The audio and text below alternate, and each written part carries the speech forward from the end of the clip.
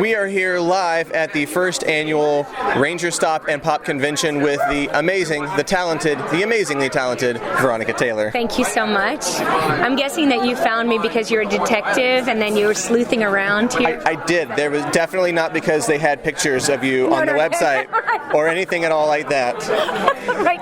Well, you're very tricky. Oh, thank you. So, to start off, can you tell us about some of your first, I guess, pre-fame acting jobs? Yes, I did a lot of work. I guess fame is kind of, it's hard for me to say I'm famous because my life doesn't feel like that, but I started acting when I was 5. I went to college and grad school for acting. I toured the United States with a few acting companies, like we did Shakespeare and Contemporary Theater and also Children's Theater. Gosh, I did a lot of things. I worked on the Batman stunt show. I did a lot of TV stuff. I was on Another World, a soap opera, all kinds of stuff like that. So, a wide range of stuff. That's incredible. Very wide range. As an actor, you have to be able to kind of be flexible and do anything, and hopefully jobs come to you. So, in addition to voicing Ash Ketchum, you also voiced Ash's mother. Did playing each of those characters influence how you played the other?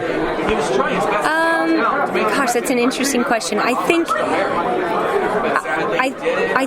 being a mother influenced how I played a mother and the child, and I think the character of Ash influenced the mother. Like, for instance, I would never let my child go on an adventure at 10, like Delia did, but I think the way that Ash was influenced how Delia spoke to him and vice versa. So I think they influenced me and they influenced each other is probably it's a confusing answer for you. So, as an adult woman, how do you get into the mindset of, okay, I'm a 10-year-old boy now, and like what parts of Ash did you see in yourself, and what did you have to sort of reach for? Well, I kind of see Ash as every man. Like, we can all relate to his journey and his goals and his adventure in life, and so I think I more think of playing the character as who he is rather than now I have to be a child, because I think I relate to him just as he is. So I think, gosh, it's really hard. I trained in stage combat and I also play sports, so all of that action and stuff is kind of who I am anyway. So I don't think I really thought about being a kid. I just thought about getting to play Ash Ketchum, who is a pretty incredible, positive person to be. So it was really joyful. So you also voiced another iconic character in April O'Neil. How did that come about? I luckily got an audition because it was with 4 Kids was producing it, and because I'm in the building, I got to audition for it. I certainly was a big fan of Ninja Turtles before that, and so to be able to even audition to be her, it was really quite an honor. And then to play her was even bigger. Awesome.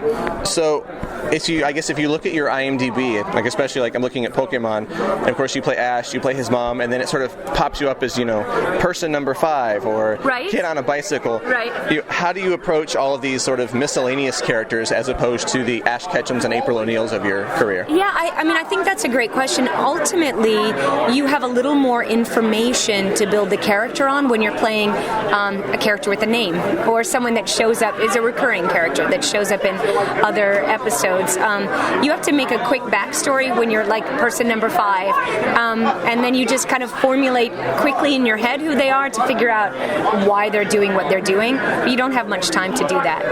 The luxury of a quote real character is that other people talk about them. There's more information that you can get. Okay. So, after all of these years, yes, how much do you still like or love Pokemon? How far does your Pokemon knowledge go? Does it go beyond where you played Ash Ketchum? No. And I don't even know if it goes up to my time playing him. The thing is, I didn't retain a lot. I learned more going to conventions about the shows that I worked on, because when I went in, I would do my lines and just get in and get out and go to another job, and so a lot of it didn't stick with me, but I remember it more when I'm talking to people about it. I haven't watched the show since I was replaced, so I don't really know. I again, at conventions about the new Pokemon, about the change in art style, all of that stuff. But I don't watch it that much. I miss it. I love Pokemon, but it's too hard for me. It makes me a little sad, I should say, to see different voices coming from familiar faces, so that's why I'm a little removed. So what did you think of Detective Pikachu? I think you are great, Detective. I loved seeing Pokemon roaming around. I thought that was really cool. I wish the story had been a little bit better, the writing of it, because I think Pokemon fans deserve like a epic story, and I thought it lacked in that a little. Personally, I thought everybody did a great job working on it, but I wanted a little bit more story-wise. Okay. So, did you like it?